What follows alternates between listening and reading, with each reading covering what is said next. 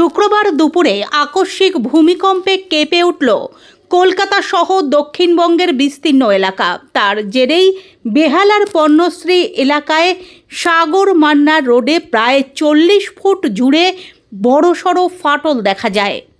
ঘটনাকে কেন্দ্র করে এলাকায় চরম আতঙ্ক ছড়িয়ে পড়ে। স্থানীয় সূত্রে জানা গিয়েছে, কলকাতা পুরসভার 132 নম্বর ওয়ার্ডের অন্তর্গত সাগর মান্না রোডে একটি পুকুর সংলগ্ন অংশে রাস্তা কার্যত দুভাগ হয়ে যায়। রাস্তার ধারে থাকা একটি লাইট পোস্টও কাত হয়ে পড়ে। ভূমিকম্পের কম্পন অনুভূত হতেই আতঙ্কে ঘর বাড়ি ছেড়ে রাস্তায় নেমে আসেন বাসিন্দারা। অনেকের মনেই প্রশ্ন উঠেছে, ভবিষ্যতে আরও বড় কম্পন হলে বাড়িঘর ভেঙে পড়ার আশঙ্কা রয়েছে কিনা। ইতিমধ্যেই ক্ষতিগ্রস্ত অংশে মেরামতির কাজ শুরু করেছে কলকাতা পুরসভা। শুক্রবার দুপুর আনুমানিক 1:20 নাগাদ প্রথম কম্পন অনুভূত হয়। প্রাথমিক তথ্য অনুযায়ী ভূকম্পের কেন্দ্রস্থল ছিল বাংলাদেশের সাতক্ষীরা জেলার দক্ষিণ পূর্বে প্রায় 17 কিলোমিটার দূরে। রিক্টার স্কেলে কম্পনের মাত্রা ছিল প্রায় 5.4।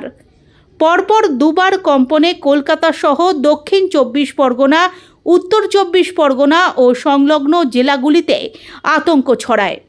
কম্পনের প্রভাব পড়ে প্রশাসনিক ভবনগুলিতেও। উত্তর 24 পরগনার লেকটাউনের একটি পোশাকের দোকানে ফাটল দেখা দেয়। আতঙ্কে ক্রেতা বিক্রেতারা দ্রুত রাস্তায় বেরিয়ে আসেন। মিনাখা ও বসিরহাট এলাকায় কয়েকটি দোকানঘর ও বাড়িঘর আংশিক ক্ষতিগ্রস্ত হওয়ার খবর মিলেছে।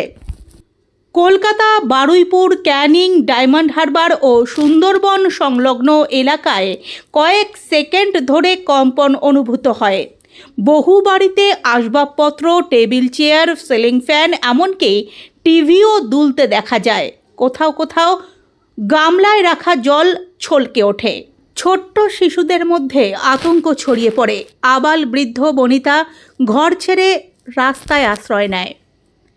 এখনও পর্যন্ত বড় ধরনের প্রাণহানির খবর না মিললেও পুরনো বাড়িগুলিতে ফাটল ধরার আশঙ্কা করা হচ্ছে। প্রশাসনের পক্ষ থেকে সাধারণ মানুষকে আতঙ্কিত না হয়ে সতর্ক থাকার পরামর্শ দেওয়া হয়েছে।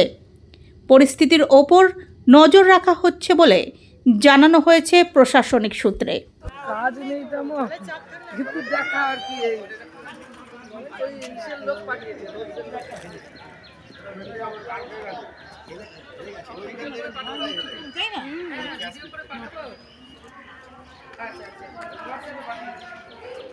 আরেকটা